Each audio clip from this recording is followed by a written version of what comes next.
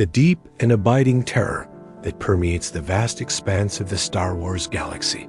A place of noble Jedi and heroic rebels often finds its most profound expression not in the clash of lightsabers or the roar of turbolasers, but in the silent, creeping dread of the truly unknowable, the entities and forces that defy not just military might, but the very foundations of reality as understood by its inhabitants.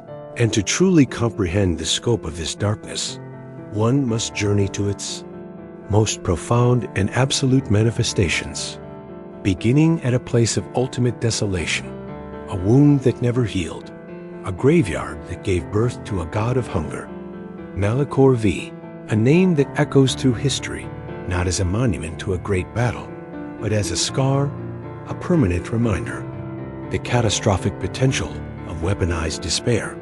For it was here, in the final, desperate hours of the Mandalorian Wars, that the Republic General and Jedi Knight Maître Surik, known to history as the Exile, made a choice that would unravel the fabric of the Force itself, a choice to activate the mass shadow generator, a superweapon of unimaginable and horrifyingly misjudged power, a device designed not merely to destroy ships or armies, but to manipulate the very gravitational forces of a world, to crush and compress everything within a massive radius into a singular point of unimaginable density. And in that cataclysmic instant, as the generator flared to life, it did not just end a war. It committed an act of cosmic violence, so severe that it tore a hole in the Force, a wound that screamed silently into the void, annihilating not only the Mandalorian fleet and many of the Republic's own forces, but also the very life force of every being on the planet and in the skies above. A simultaneous death on a scale so vast that the echo of their collective end, their sudden and absolute silence in the Force, created a vacuum, an absolute emptiness where the living energy of the cosmos should have been. And into this void, from the collective final moments of millions, a new consciousness was born, or rather a new absence of consciousness coalesced, an entity that was the embodiment of that scream and that silence, a shadow given purpose by the hunger that defined its very origin. For it had come into being at the moment of the galaxy's greatest feast of death, and it knew, on an instinctual level deeper than any thought, that this was its sustenance, its reason for existence, and so it began its existence as a parasite upon the Force itself. And this entity, this void, would eventually clothe itself in the remnants of a dead man, a Sith Lord perhaps, or just a victim, and take a name, Darth Nihilus, though a name implies a person, and Nihilus was never a person. He was a phenomenon, a natural disaster given a voice and a dark cloak. His power was not the practiced skill of a Sith Lord who has studied the dark side for decades. It was a fundamental aspect of his being, as natural as breathing is to a living thing. But his breath was inhalation of life itself. His very presence caused the Force around him to wither and die. The air grew cold, light seemed to fade, and hope extinguished itself in the hearts of those nearby. His signature in the Force was not a dark side signature like that of Palpatine or Vader, which were torrents of malignant energy. Instead, it was a null field, a perfect blankness, a hole into which the energy of the living Force poured and vanished without a trace. His hunger was all-consuming and insatiable, a constant agonizing need that defined his every action. He did not conquer worlds to rule them. He did not seek power for its own sake. He sought them out to feed, and his feeding was the most horrific act imaginable. He would reach out with his will, a will that was pure, undiluted hunger, and he would touch the life force of a world, and he would begin to drain it, not quickly, not with a violent snap, but with a slow, inexorable pull, as if the planet itself were being lowered into a vat of absolute nothingness. First, the Jedi and Force-sensitive beings would feel it, a creeping coldness in their souls, a distance from the Force they had never known, a feeling of being isolated and alone in a suddenly silent universe. Then, the non-sensitive beings would begin to feel a profound and unexplainable despair, a lassitude that sapped their will to live, their will to even move. Plants would wilt and turn to dust without any visible cause. Animals would simply lie down and cease to be. The very air would become thin and stale, incapable of supporting life. And as the process continued, the planet would grow silent, not the silence of a peaceful night, but the silence of a tomb that has been sealed for millennia. Every living thing, every blade of grass, every sentient being, every microbe in the soil would have its life force extracted, consumed by the infinite void that was Darth Nihilus. And when he was done, the world was not just dead, it was barren, a ghost world where the force itself had been scoured away, leaving behind a shell that was somehow less real than the space around it, a permanent scar in the galaxy. And for Nihilus, this meal would bring only a momentary respite, a fleeting second of satisfaction before the hunger returned, louder and more demanding than ever, forcing him to seek out the next world, the next meal, to stave off the agony of his own existence.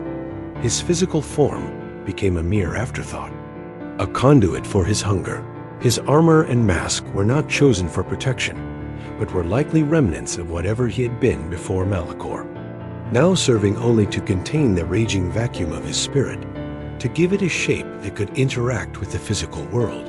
And his voice, when he spoke, was not a sound carried on air, but a telepathic intrusion, a whisper that echoed directly in the mind, speaking a language of absolute consumption that only those strong in the Force could perceive, and it would drive them mad with its emptiness.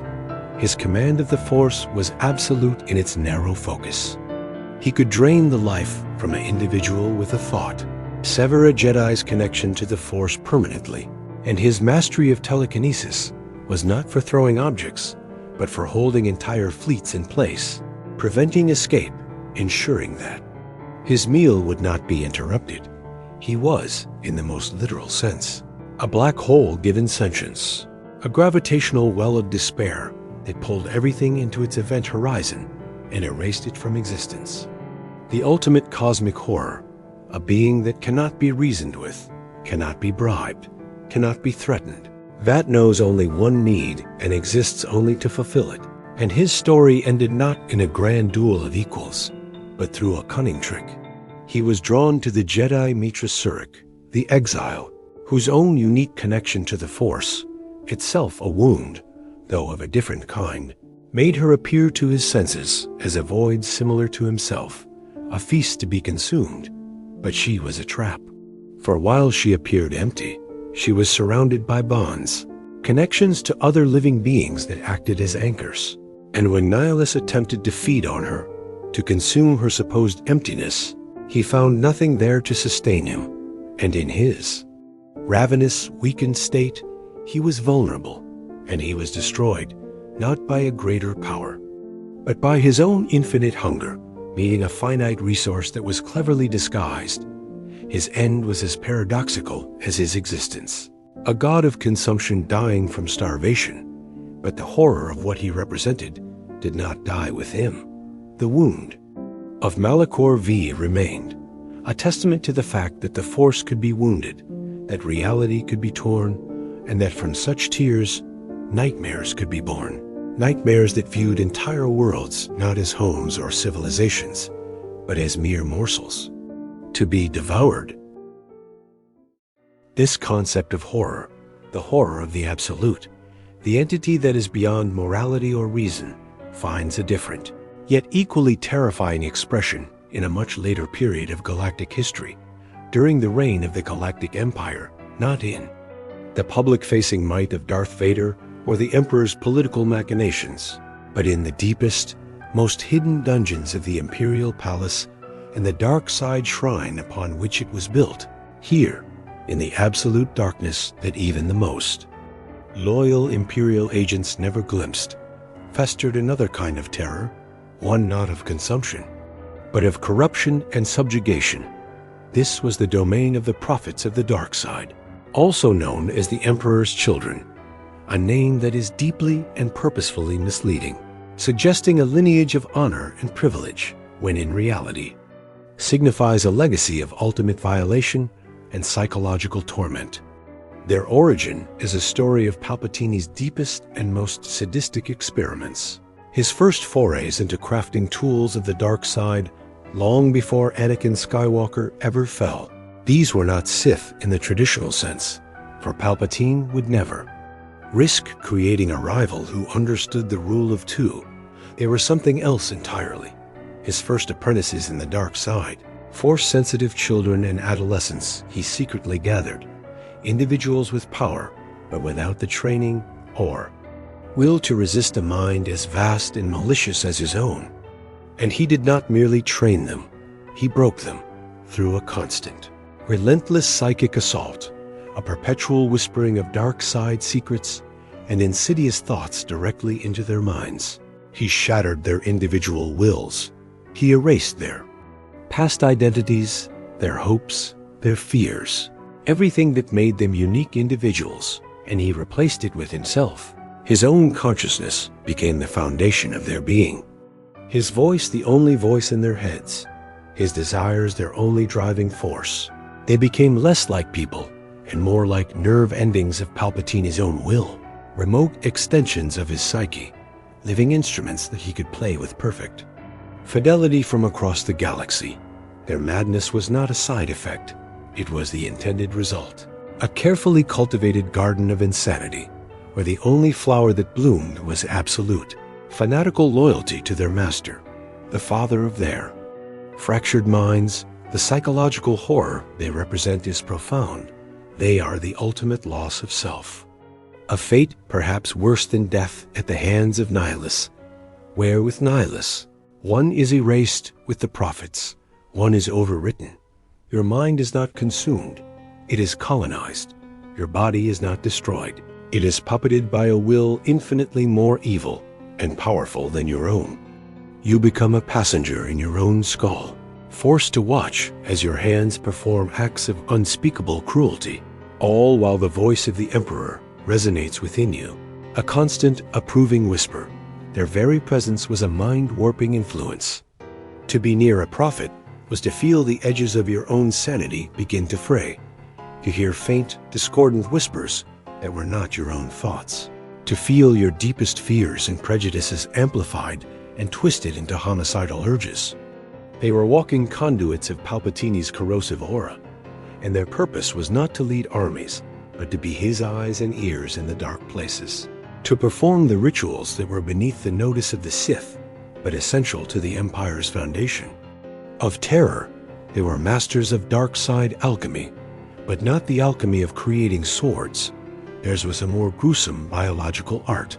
They delved into the creation of twisted creatures, nightmares given flesh. They crafted the Tarantatex, great beasts designed specifically to hunt and kill Jedi by being immune to the Force.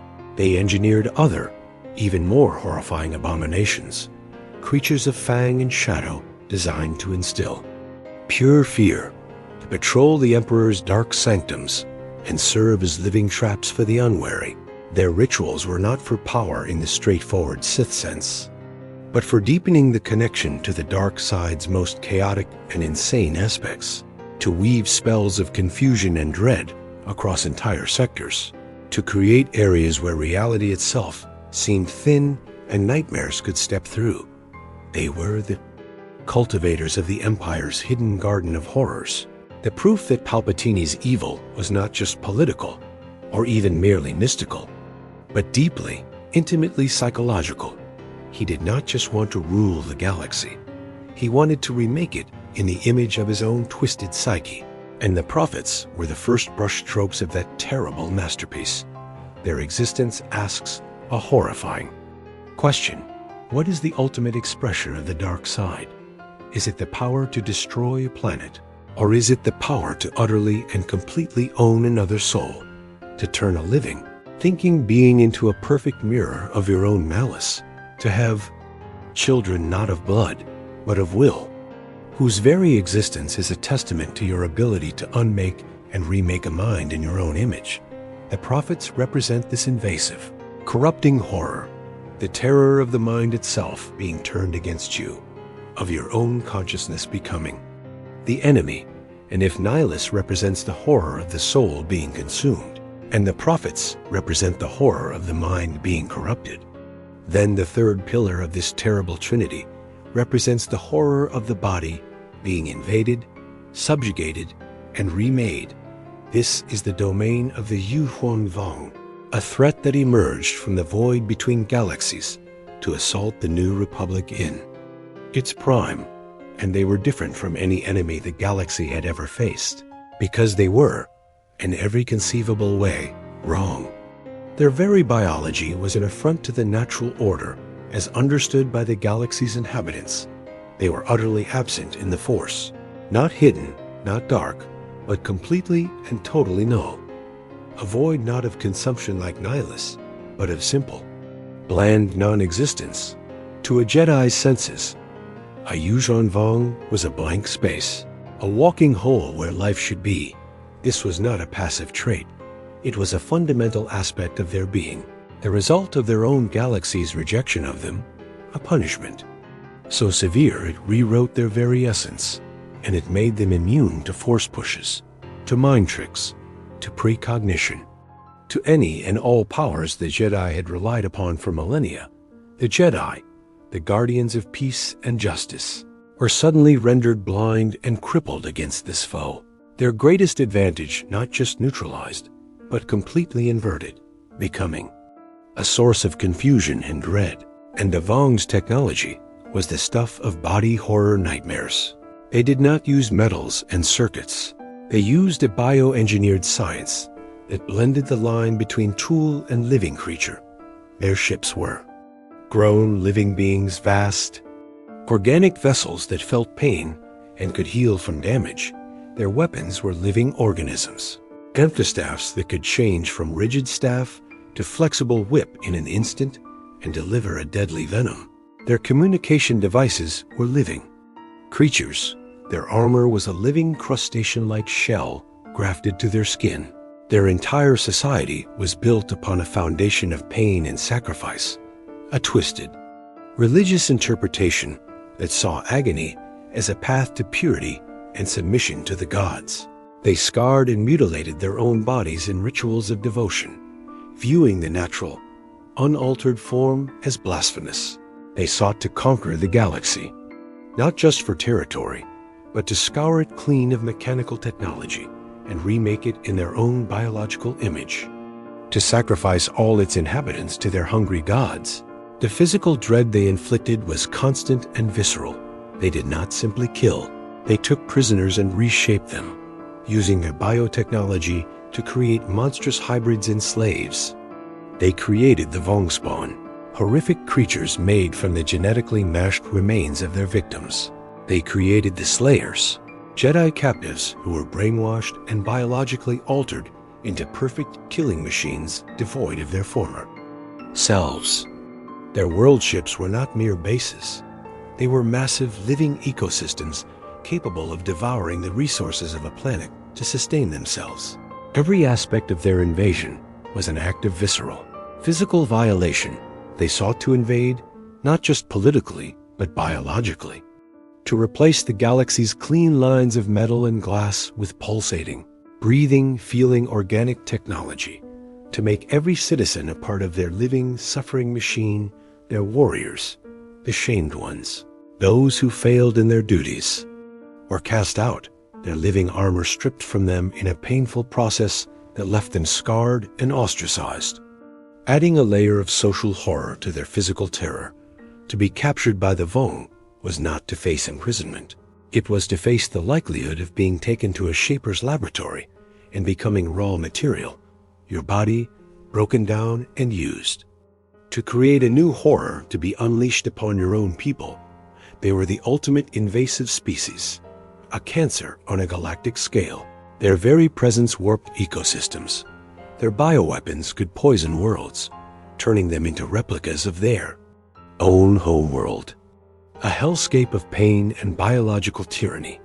The horror of the Yuuzhan Vong is the horror of the body itself being under attack. of your physical form being seen not as a temple, but as clay to be molded into something awful, of your world being infected, mutated, and consumed by a biology that is alien in every sense of the word. They represent the physical subjugation of the self, the loss of bodily autonomy on a species-wide level. Now, the philosophical deep dive that connects these three seemingly disparate horrors. Imagine a hypothetical scenario, a grand galactic convergence of these three existential threats, a thought experiment that reveals their shared nature as different facets of the same anti-force dread. First, consider the ultimate predator of the soul, Darth Nihilus, turning his attention from the rich, force-sensitive worlds he normally devours to the extragalactic invasion force of the Yuuzhan Vong. On the surface, it seems like the perfect counter, a god capable of consuming entire worlds, facing an enemy of billions of beings, a feast beyond his wildest dreams. But immediately, a paradox emerges. Nihilus feeds on the Force. He consumes life energy as expressed through the living Force. The Yuuzhan Vong, however, are voids in the Force. They are not part of its energy matrix. To Nihilus's unique senses, a Yuuzhan Vong worldship would not appear as a glowing banquet of life. It would appear as a vast, empty nothing, a shadow in space. Attempting to feed on them would be like a vampire trying to drink from a stone. There is no sustenance there, no life force to consume, only barren, silent flesh. His greatest power, the power that defines his very existence, is utterly useless. Against them, worse than useless, it might even be actively harmful to him. For Nihilus's hunger is constant and agonizing. To be surrounded by so much life that he cannot consume would be the ultimate torture. A starving man adrift in an ocean of salt water, and in turn, what would the Vong make of Nihilus? To their senses, unaided by the Force, he would likely appear as a man, perhaps a strange one, clad in ancient armor, but they would feel the effect of his presence, the coldness, the draining of hope and life from the area, but they would attribute it not to a Force power, but to some kind of terrible technology or a manifestation of their god's displeasure. They might even see him as a challenge, a being who embodies a different kind of void, a consuming void rather than their own absent void, and they would likely seek to capture him, to bring him to their shapers to be studied, broken down, and understood, to see if his unique form of emptiness could be grafted onto their warriors. The confrontation between Nihilus and the Vong is a stalemate of opposing melodies, one void that consumes everything meeting a multitude of voids that have nothing to offer. It is the ultimate philosophical impasse, a being of absolute hunger, meeting a race of absolute starvation. Now, consider the second horror, the psychological corruptors, the prophets of the dark side, unleashed upon the Yuuzhan Vong. This is a far more intriguing and terrifying matchup. The prophet's power is not based on draining Force energy. It is based on mental invasion, on psychic corruption, on whispering madness directly into the minds of their victims. And the Yuuzhan Vong, while immune to the Force, are not immune to psychology. They have minds, they have beliefs, they have a culture, a rigid, fanatical, and deeply insane culture, but a culture nonetheless. Could the prophets, whose very essence is to shatter and rebuild minds in the image of Palpatine, penetrate the mental defenses of a Yuuzhan Vong warrior? Could their whispers of dark side power and promises of true dominance find purchase in a mind already wholly dedicated to the pain worship of the gods Yun Yuuzhan and Yun Ganka? It would be a battle of competing insanities, a psychic war between two utterly alien and fanatical worldviews.